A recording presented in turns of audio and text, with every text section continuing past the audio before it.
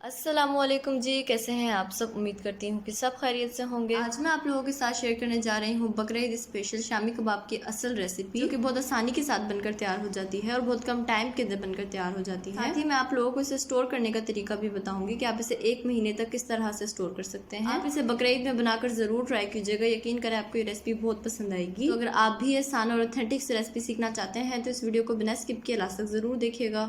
तो चलिए बगैर टाइम जाए कि वीडियो को स्टार्ट करते हैं। तो सबसे पहले हम मसाला पीसेंगे।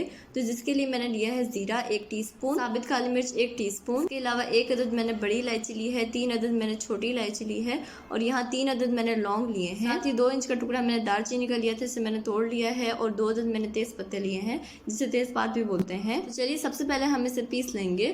तो यहाँ मैंने ग्राइंडर जार लिया है, इसके अंदर हम सारे मसाले ऐड कर देंगे। जीरा, काली मिर्च, छोटी इलायची, बड़ी इलायची, लौंग, दालचीनी और जो तेज पत्ते हैं इसे हम इस तरह से तोड़ के ऐड करेंगे। ये देखिए मैंने सारी चीज़ों को ग्राइंडर जार के अंदर ऐड कर दिया है। अब हम इसे बंद कर लेंगे और इन सारे मसालों को अच्छी तरह पीस लेंगे। यहाँ चूल्हे के ऊपर मैंने कढ़ाई रख ली है, इसके अंदर ऐड कर रही हूँ चने की दाल। 2 कप चने की दाल को मैंने 2 घंटे पहले ही भिगो के रख लिया था। उसके बाद मैंने इसे अच्छी तरह धो लिया है, फिर मैंने इसे कढ़ाई के अंदर ऐड किया है। साथ ही मैं इसके अंदर ऐड कर रही हूँ बीफ। 1.5 पाव मैंने बीफ लिया है, इसे अच्छी तरह धो लिया है, फिर मैंने इसके अंदर ऐड किया है। मैं इसके अंदर ऐड कर रही हूँ लहसन। तो लहसन के मैंने साबित जवे लिए हैं 10 अदद और 2 टुकड़े मैंने यहाँ अदरक के लिए हैं। बाद में इसके अंदर ऐड करूंगी प्याज। 2 अदद छोटे साइज के मैंने प्याज लिए थे, इसे मैंने रफली कट कर लिया है, ये ऐड करेंगे। और प्याज ऐड करने के बाद मैं इसके अंदर ऐड कर रही हूँ पानी यहाँ मैं 2 गिलास ऐड कर रही हूँ। और पानी ऐड करने के बाद इसके अंदर ऐड कर रही हूँ रेड चिली पाउडर यानी पिसी हुई लाल मिर्च 1 टीस्पून, हल्दी पाउडर ऐड कर रही हूँ 1/2 टीस्पून, नमक ऐड कर रही हूँ हस्बे जायका, या आप अपने टेस्ट के अकॉर्डिंग ऐड कर सकते हैं। तो बस नमक ऐड करने के बाद हम इन सब चीज़ों को अच्छी तरह मिक्स कर लेंगे। और अच्छी तरह मिक्स करने के बाद हम इसके अंदर मसाला ऐड कर देंगे, जिसे हमने शुरू में पीसा था। ये एक बहुत स्पेशल मसाला है, जो शामी कबाब का असल टेस्ट होता है वो इसी मसाले से आता है। तो बस ऐड करने के बाद अब हम इन सब चीज़ों को अच्छी तरह मिक्स कर लेंगे। तो ये देखिए मैंने इन सब चीज़ों को अच्छी तरह मिक्स कर लिया है। अब हम इसे कवर कर देंगे और बिल्कुल लो फ्लेम पे इसे पकाएंगे यहाँ तक कि सारा पानी इसका ड्राई हो जाए। तकरीबन आधा घंटा लगेगा या 35 से 40 मिनट लग सकते हैं। चाहे तो इसे कुकर के अंदर भी गला सकते हैं। सीटी घूमने के बाद अब इसे 15 मिनट तक पकाइएगा। तो यहाँ आप देख सकते हैं इसका सारा पानी ड्राई हो चुका है। मैंने इसे तकरीबन 35 से 40 मिनट पकाया है। यहाँ दाल और गोश्त दोनों ही अच्छी तरह गल चुके हैं। तो बस अब हम चूल्हे को बंद कर देंगे और इसे चूल्हे से उतार लेंगे। अब हम इन सब चीज़ों को कूट लेंगे। आप चाहे तो चॉपर के अंदर ऐड करके इसे अच्छी तरह से पीस सकते हैं, लेकिन अगर आप सिलबट्टे वगैरह में से कूट रहे हैं तो सबसे पहले आपने गोश्त को कूट लेना है। गोश्त को आपने बिल्कुल सेपरेट कर लेना है। इस तरह से गोश्त को आपने सेपरेटली कूटना है और कूटने के बाद आपने इसे एक प्लेट के अंदर रखते जाना है। तो बेसिकली हम इसका अलग से रेशा बनाएंगे। अगर आप इसे दाल के साथ ही कूट लेंगे तो कबाब के अंदर गोश्त बिल्कुल भी नजर नहीं आएगा। तो ये देखिए मैंने गोश्त को कूट लिया है और कूटने के बाद अब हम इसका इस तरह से रेशा बनाएंगे। अगर आप गोश्त का सेपरेटली रेशा बनाएंगे यानी इसे कूटेंगे नहीं, वैसे ही इसका रेशा बनाएंगे तो काफी टाइम लगेगा। अगर आप इस तरह से कूटेंगे और उसके बाद रेशा बनाएंगे तो ये आसानी से बन जाएगा। तो इसका मैंने रेशा बना लिया है। अब हम इसे साइड पे रख देंगे और सेम इसी तरह से मैं दाल को भी कूट लूंगी। सारा एक साथ नहीं पीसेंगे, इस तरह से थोड़ा थोड़ा करके पीसेंगे। और अगर आपको मेरी वीडियो थोड़ी सी भी अच्छी लग रही है ना तो मेरी वीडियो को लाइक कर दें और चैनल पे नए हैं तो ज़रूर सब्सक्राइब कर लें। तो ये देखिए दाल को मैंने अच्छी तरह पीस लिया है। अब हम इसे चम्मच की मदद से निकाल लेंगे और इस तरह से निकालने के बाद हम इसे एक प्लेट के अंदर रखते जाएंगे। तो सारे दाल को मैंने अच्छी तरह से पीस लिया है। अब हम इसे एक बोल के अंदर ऐड कर देंगे और दाल ऐड करने के बाद में इसके अंदर ऐड कर रही हूँ गोश्त, जिसका हमने रेशा कर लिया है। ये सारा ऐड कर देंगे और गोश्त ऐड करने के बाद में इसके अंदर ऐड कर रही हूँ पुदीना। तकरीबन 10 से 15 मैंने पत्ते लिए थे, इसे मैंने बारीक बारीक कट कर लिया है, ये ऐड करेंगे। साथ ही मैं इसके अंदर ऐड कर रही हूँ प्याज। एक दरमियाने साइज का प्याज लिया था, इसे मैंने चॉप्ड कर लिया है। जैसे आमलेट में हम ऐड करते हैं ना, वैसे ही चॉप्ड किया है। प्याज ऐड करने के बाद में इसके अंदर ऐड कर रही हूँ हरी मिर्चें। 3 अदद हरी मिर्चें ली थी, इसे मैंने बारीक बारीक कट कर लिया है। साथ ही इसके अंदर हरा धनिया ऐड कर रही हूँ थोड़ा सा, आप यूँ कह लें कि तकरीबन 1/4 कप ऐड किया है।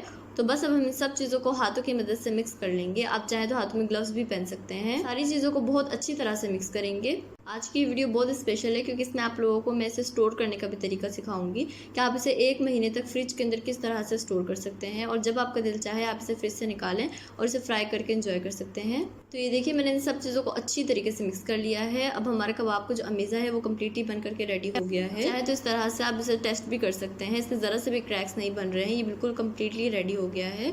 तो बस अब हम इसके कबाब बना लेंगे। इस तरह से सबसे पहले मैंने इसे सर्कल किया है, बाद हम इसे कबाब की शेप दे देंगे। तो कबाब का साइज़ अपनी मर्जी से छोटा या बड़ा कर सकते हैं। मैं इसे दरमियाना ही रख रही हूँ, ना ज़्यादा छोटा रख रही हूँ और ना ही ज़्यादा बड़ा रख रही हूँ। तो ये देखिए बिल्कुल परफेक्ट बनकर तैयार हुए हैं, इसमें ज़रा से भी क्रैक्स नहीं है। तो बस इस तरह से बनाकर हम इसे प्लेट के अंदर रखते जाएंगे। इसी तरह से हम बाकी कबाब को भी बनाकर तैयार कर लेंगे। तो ये देखिए मैंने सारे कबाब बनाकर तैयार कर लिए हैं। अब इनमें से मैं कुछ सेपरेट कर रही हूँ, थोड़े से मैं आप लोगों को फ्राई करके दिखाऊंगी और बाकी जो कबाब रह जाएंगे इन्हें मैं आप लोगों को स्टोर करने का तरीका सिखाऊंगी। जो मैं प्लेट में सेपरेट कर रही हूँ इसे मैं फ्राई करूँगी और बाकी जो कबाब बच जाएंगे इन्हें मैं स्टोर करूँगी।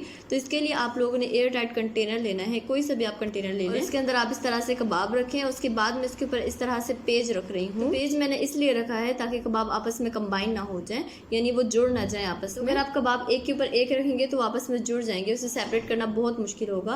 तो इस तरह से आप पेज रखेंगे ना तो बिल्कुल भी जुड़ेंगे नहीं आपस में। पेपर की जगह बटर पेपर भी रख सकते हैं। इसके बाद कंटेनर को क्लोज करके आप इसे फ्रिज में इजीली रख सकते हैं। आपने फ्रिज में नहीं रखना, इसे फ्रीजर में रखना है। फ्रीजर में आप इसे 1 माह तक इजीली स्टोर कर सकते हैं।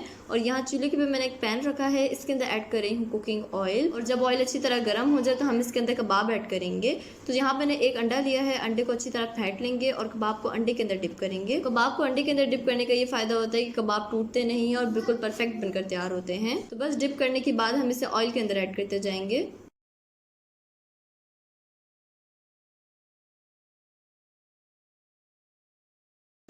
तो ये देखिए मैंने सारे कबाब ऑयल के अंदर ऐड कर दिए हैं। अब हम इसे अच्छी तरह फ्राई कर लेंगे। जैसे ये एक साइड से फ्राई हो जाए तो हम इसे पलट कर दूसरे साइड से भी फ्राई करेंगे।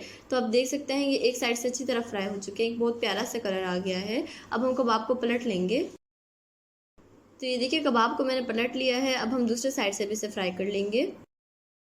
तो ये देखिए ये दोनों साइड से अच्छी तरह फ्राई हो चुका है। तो बस अब हम इसे ऑयल से बाहर निकाल लेंगे। इस टाइम पे आप चूल्हा बंद कर दें। तो चलिए अब हम इसे डिश आउट करते हैं। बिस्मिल्लाहिर्रहमानिर्रहीम। तो ये देखिए सारे कबाब को मैंने प्लेट के अंदर निकाल लिया है और यह है इसकी फाइनल लुक। और आप देख सकते हैं ये देखने में कितना ज़्यादा मज़ेदार लग रहा है और यकीनन ये जितना देखने में मज़ेदार लग रहा है इससे कई गुना ज़्यादा ये खाने में मज़ेदार होगा। चलिए मैं आप लोगों को तोड़ के भी दिखा देती हूँ। तो ये देखिए जी माशाल्लाह कितना ज़बरदस्त बनकर तैयार हुआ है। आपको गोश्त के रेशे भी नज़र आ रहे होंगे कितने ज़बरदस्त बने हैं और माशाल्लाह से बिल्कुल परफेक्ट बनकर तैयार हुए हैं। तो चलिए अब मैं आप लोगों को टेस्ट करके बताती हूँ कैसा बना है। बिस्मिल्लाहिर्रहमानिर्रहीम। यकीन करें बहुत ही ज़्यादा मज़ेदार बनकर तैयार हुआ है। आप इस रेसिपी को ज़रूर ट्राई कीजिएगा और मुझे फीडबैक भी लाजमी दीजिएगा। तो आई होप आपको ये रेसिपी बहुत पसंद आई होगी। अगर आपको मेरी रेसिपी पसंद आए तो प्लीज़ मेरे चैनल को सब्सक्राइब कर दें, बेल आइकन को प्रेस करना ना भूलें। वीडियो अच्छी लगी तो लाइक और शेयर करना ना भूलें। तो नेक्स्ट वीडियो तक अल्लाह हाफिज़।